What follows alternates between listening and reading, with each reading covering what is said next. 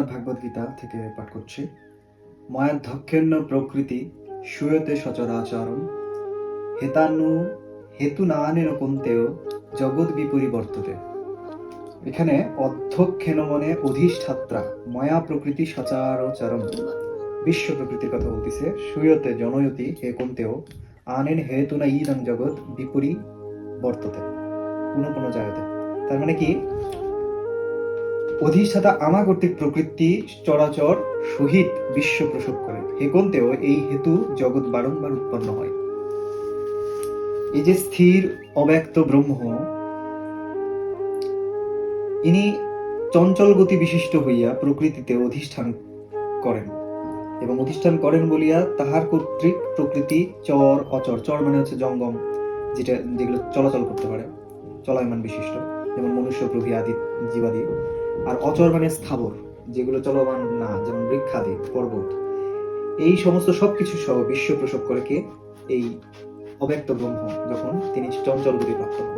অর্থাৎ আমি যখন চঞ্চল প্রকৃতিতে যুক্ত হইয়া অব্যক্ত ভাব হইতে ব্যক্ত হই, তখন আমার ব্যক্ত অবস্থায় দেহরূপ ক্ষুদ্র ব্রহ্মাণ্ডে বা বহির্জগতে সবকিছু ব্যক্ত হয়ে যায়।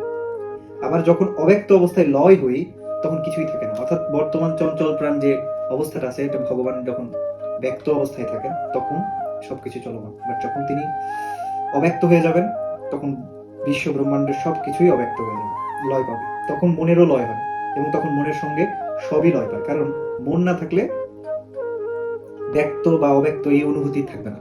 ঠিক আছে? সুতরাং অব্যক্ত অবস্থায় কিছুই থাকে না, সবই লয়প্রাপ্ত হয়। চঞ্চলতা কর্তৃক প্রযুক্ত হইয়া যখন প্রকৃতিতে অধিষ্ঠান করি, তখন সব প্রকাশ পায়। এই রূপে প্রকৃতিতে অধিষ্ঠান করি বলিয়া জগৎ বারবার উৎপন্ন হয়। অর্থাৎ প্রাণের স্থিরতা করিতে না পারলে চঞ্চল ভাব বর্তমান হেতু বারবার দেহের উৎপত্তি হয়, এবং দেহের সঙ্গে জগতের উৎপত্তি হয়। মানে বুঝছো? মানে আমরা যতক্ষণ চঞ্চল থাকবো, ততক্ষণ কি হবে?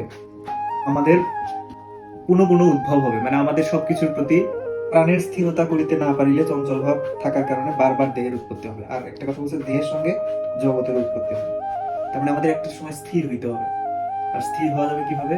মেডিটেশনের মাধ্যমে, যোগ ব্যায়াম প্রাণায়ামের মাধ্যমে নিজের চঞ্চল চিত্তকে স্থির করতে হবে। স্থির হইলে আমাদের দেহ স্থির হবে, এবং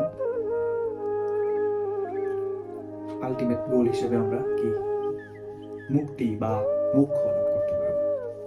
চঞ্চল মন স্থির করতে পারবো। আজকের পাঠে তাৎপর্য ছিল এটাই। Thank you. ওম কৃষ্ণায় বাসুদেবায় হরে পরমাত্মনে প্রণতো ক্লেশনাশায় গোবিন্দায় নমো নমঃ।